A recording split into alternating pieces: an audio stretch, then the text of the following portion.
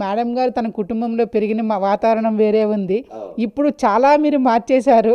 మీరు ఎలా ఫీల్ అవుతారు? మీరు సమాజాన్ని మారుస్తున్నారు. నేను మార్చాను ఆవిడ అంటుంది, కానీ నన్ను ఆవిడ మార్చింది. అది మార్పు ఒకళ్ళ ప్రభావం ఒకళ్ళ మీద ఉంటుంది. భార్య భర్తలు అన్నాక ఉంటుంది, అది బయట ప్రపంచం అలా ఉన్నా.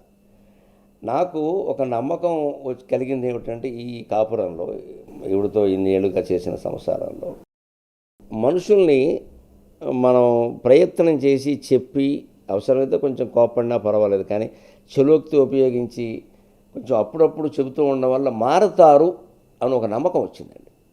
నేను ఆవిడలోనే గమనిస్తున్నది ఏమిటంటే, ఈ 10 ఏళ్లలో, ఆ 10 ఏళ్ల క్రితం ఆవిడ ఒక అంశం వచ్చినప్పుడు ఎటువంటి వ్యాఖ్యానం చేసేదో అందుకు పూర్తి భిన్నంగా ఉన్నతమైన వ్యాఖ్యానం చేస్తుంది. నేను ఆశ్చర్యపోతున్నాను. 4 రోజుల క్రితం ఆ పుస్తకం ఏదో కఠోపనిషత్తు చదువుతూనో వాళ్ళ ఫ్రెండ్ ఎవరో ఫోన్ చేశారు, ఎవరో ఒక లేడీ, ఏమిటి ఇంకా ఊరికే చస్తోంది, ఈ జన్మలు ఎన్ని జన్మలు ఎత్తాలి ఇక్కడ, ఈ జన్మలు ఇంకా ఎత్తుతూ కూర్చోవడమా, కొడుకులు మనవాళ్ళు అంటూ పని లేకుండాను అని. అదివరకు ఆ ఫ్రెండ్ గురించి అలా మాట్లాడడం నేను చూడలా. ఒకసారి నేనే అంతంత బంధాలు ఉండకూడదని ఆవిడకి చెప్పు అంటే, మీరు ఎలాగే అంటారు సన్యాసిలాగా, ఉండకుండా ఎలా ఉంటాయి అని అన్న ఆవిడ.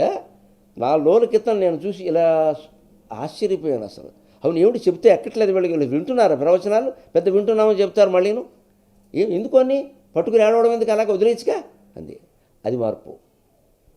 అంటే ఒక 2 ఏళ్ల క్రితం అభిప్రాయానికి ఇప్పటికి మార్పు. నేను అందుకే తరచు ప్రేక్షకులకు చెప్పే మాట, ఊరికే గురువులు సత్సంగాలు అంటూ ఎక్కడికో పోకండి, మీ ఇంట్లో కూర్చొని ఒక పుస్తకం చదవండి, చాలా మార్పు వస్తుంది. పుస్తకం ఏకాంతంగా చదువుతామా, ఇద్దరు కూర్చుని పుస్తకాలు చదవరు కదా, ఇంకా మైండ్ స్టడీ ఎంసెట్లు కావు కదా.